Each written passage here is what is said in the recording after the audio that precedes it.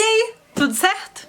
Então, se por acaso você caiu aqui de paraquedas nesse vídeo, eu quero te dizer que meu nome é Ilana Costa e você está no meu canal do YouTube. Eu tenho aqui agora um quadro de resumo dos livros da Bíblia. Então eu tenho Gênesis, Êxodo, Levítico, Números, Deuteronômio, Josué, Juízes, Ruth, Samuel, né, 1º e 2º Samuel, 1ª e 2ª Reis, 1ª e 2ª Crônicas, Esdras, Neemias, Esther e Jó. Se você perdeu algum desses, vê aqui no card aqui em cima. E se você tá vendo esse vídeo depois de um tempo já que eu tô postando, né, você provavelmente vai ter aí muitos mais livros pra frente. Vou tentar colocar um resumo por semana, eu sei que é difícil, às vezes eu não consigo, mas eu tô tentando aí colocar um resumo por semana pra que a gente acompanhe bastante assim os livros da Bíblia juntinhos, ok?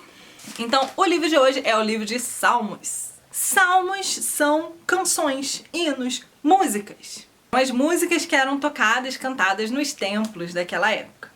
E a época a qual eu estou me referindo, principalmente na época em que os livros, né, os salmos foram escritos, foi mais ou menos ali da época de 1000 a.C. até o ano 300 a.C.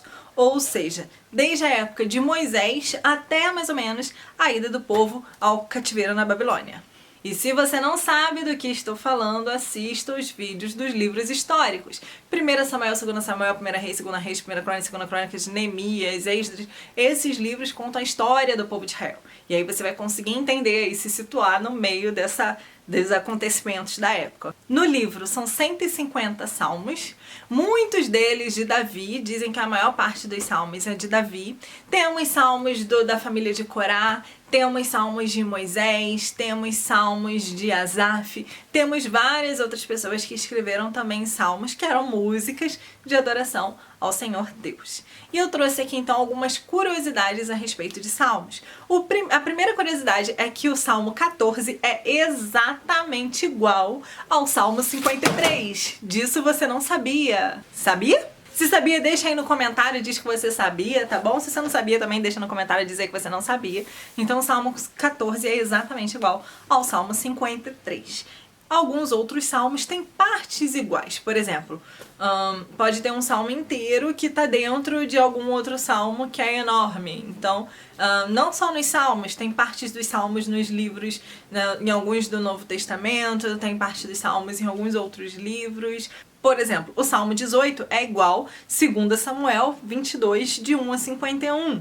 O Salmo 96 é igual a 1 Crônicas 16, de 23 a 33. Por quê? Porque era o momento em que o povo adorava a Deus ali, então tá registrado o que ele falou, o que ele cantou, e aí depois, né, foi-se pro livro de Salmos, porque eram músicas utilizadas no templo e tudo mais, então foram registradas ali também.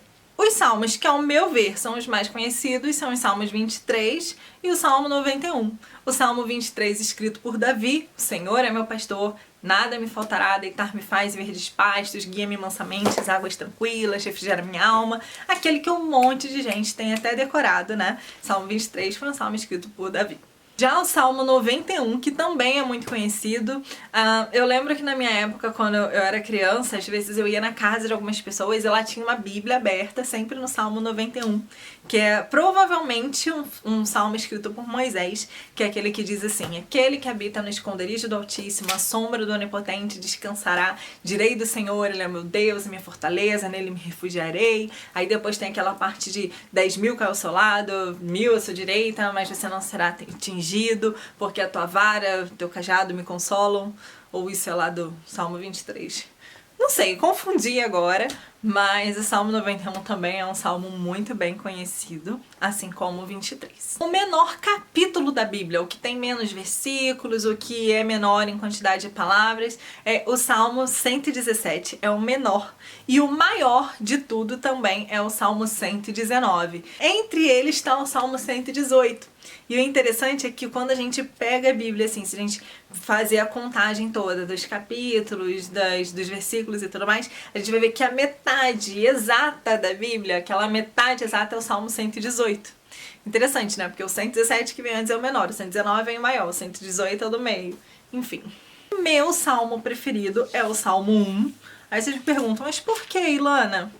Não sei porquê, é um salmo que eu sempre gostei muito, desde a época das mensageiras do rei da Igreja Batista, a gente tinha que decorar um capítulo e eu decorei o Salmo 1 porque eu gostava dele e na época eu era criança ainda, mas obviamente acredito eu que todo mundo deve ter aí um salmo preferido, um salmo que Deus usa mais para falar com você.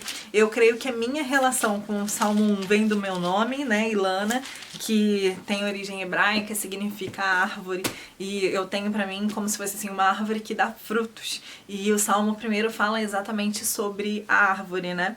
Então eu vou ler aqui pra vocês o Salmo primeiro, ele é pequenininho. Ele diz o seguinte: bem-aventurado o homem que não anda segundo o conselho dos ímpios, não se detém no caminho dos pecadores e nem se assenta na roda dos escarnecedores. Antes tem o seu prazer na lei do Senhor e na sua lei medita de dia e de noite. Pois será como árvore plantada junto a ribeiros de águas, a qual dá o seu fruto na estação própria, cujas folhas não caem, e tudo quanto fizer prosperará. Não são assim os ímpios, mas são como a moinha que o vento espalha. Pelo que os ímpios não subsistirão no juízo, nem os pecadores na congregação dos justos. Porque o Senhor conhece o caminho dos justos, mas o caminho dos ímpios perecerá.